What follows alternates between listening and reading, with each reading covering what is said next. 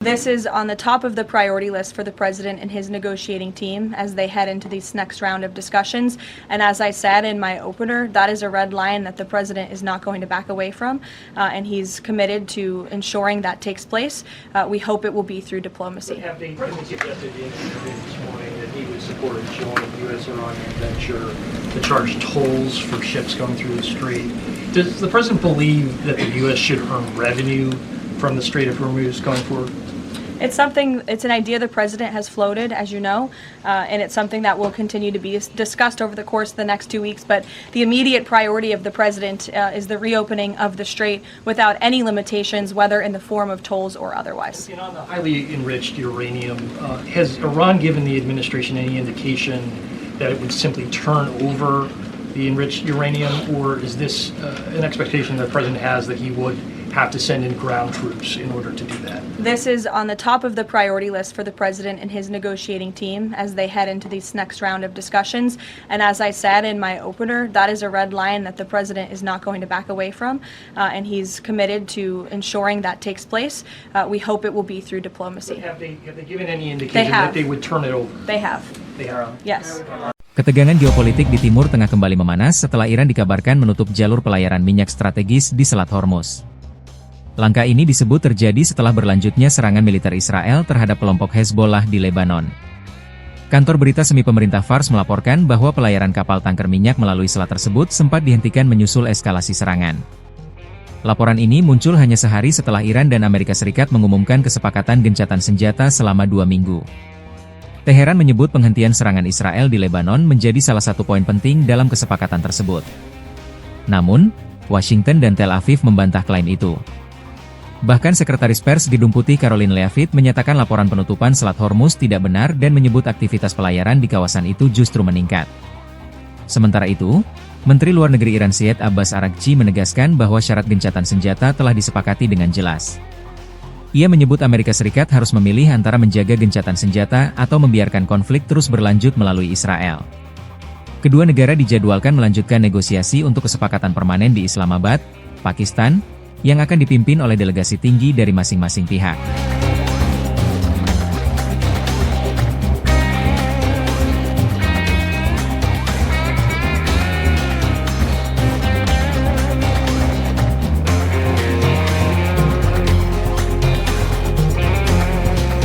实现和平而努力。遗憾的是，决议草案未能全面平衡反映冲突的根源和全貌。有关片面谴责施压，定性为对国际和平与安全的威胁，以及武力护航等内容，极易被歪曲，甚至滥用。极易被曲解甚至滥用。在当前美国公然威胁一个文明的生存，这场强加于伊朗的战争极有可能进一步升级的背景之下，决议草案如获通过，将发出极为错误的信号，产生极为严重的后果。安理会持续下去贻害无穷。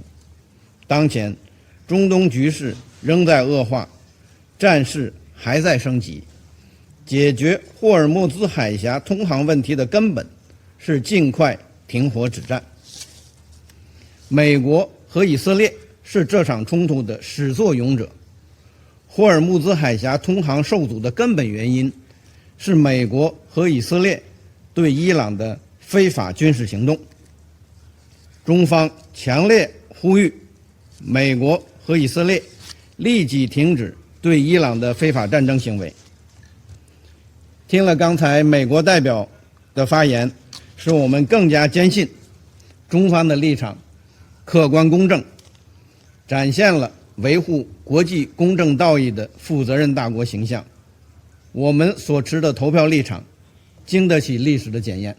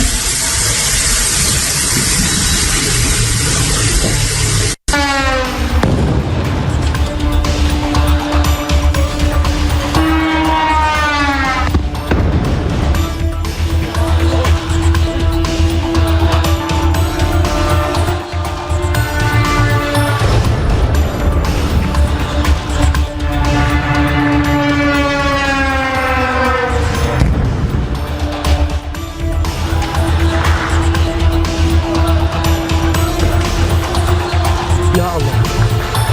Ya Allah.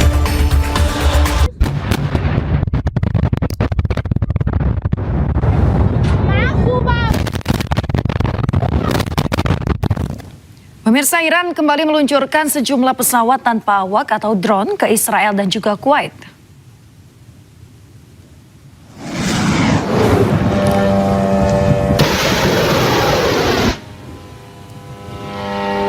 Militer Iran kembali meluncurkan sejumlah drone yang menargetkan pabrik-pabrik petrokimia milik Israel di dekat Dimona. Drone ini juga menyasar pusat komando Amerika Serikat di Kuwait.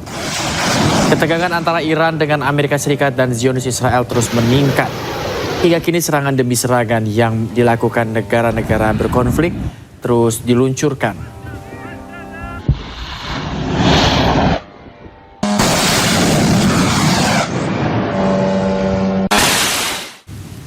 Pemirsa, serangan masif yang dilakukan Iran menyebabkan kerusakan luas pada sistem pembuangan air limbah di wilayah yang diduduki Zionis Israel. Ya, salah satunya di Tel Aviv, di mana serangan rudal Iran mengakibatkan jalan-jalan di Tel Aviv tergenang banjir.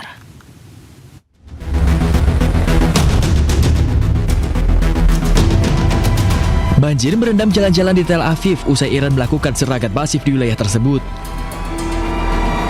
Rekaman video menunjukkan petugas tanggap darurat berkumpul di dekat bangunan tempat tinggal yang rusak dengan puing-puing berserakan di jalanan.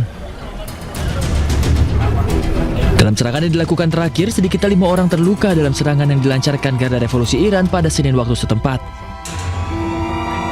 היה איזה רעש גדול מלמעלה מעל הראש שלנו, פתאום בא איזה חתיכת ברזל נכנס בתוך הרחוב, ראיתי מול העיניים שלי עבר וישר נכנס בתוך המים שם בבניין.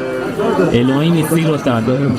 צריך להיכנס לממ"ד, לא לעשות את השטויות האלה, עשיתי טעות ואסור לעשות. אנשים להיכנס לממ"ד, אל תגידו שלי לא יקרה, חס וחלילה. תודה לאל שאני...